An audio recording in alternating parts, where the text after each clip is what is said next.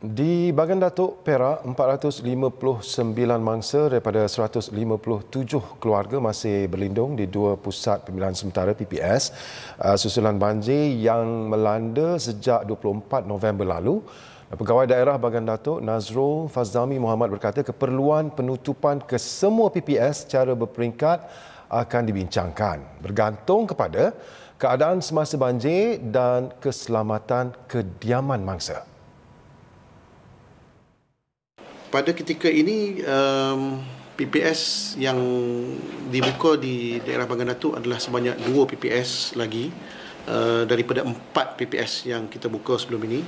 Dan mangsa yang ada di PPS kita ketika ini adalah seramai 459 mangsa dengan keluarga yang terlibat adalah sebanyak 157 keluarga. Beliau berkata demikian kepada kru Berita Al-Hijrah dalam sidang media di Pejabat Daerah dan Tanah Bagan Datuk, Perak petang tadi. Dalam pada itu, usaha mengeluarkan air di kawasan terjejas pula diteruskan dengan 3 buah ekskavator di lokasi ditentukan Komando Operasi Bencana iaitu Ketua Polis Daerah Bagan Datuk Muhammad Ali bin Muhammad Jali dan 1 backhoe untuk mengorek parit-parit yang tersumbat. Selain itu, kerja mengepam air dan penggunaan kunci air diteruskan oleh pihak Jabatan Pengairan dan Saliran JPS 24 jam. Sebagai langkah tambahan, 3 buah lori tangki dari Majlis Daerah Kampar dan Majlis Perbandaran turut dibawa masuk bagi memperkuat aliran keluar air di kawasan yang masih bertakung. Hujan lebat berterusan sejak 23 hingga 27 November menyebabkan 4 mukim terjejas dan PPS pertama dibuka pada 24 November sebelum Pusat Kawalan Operasi Bencana PKOB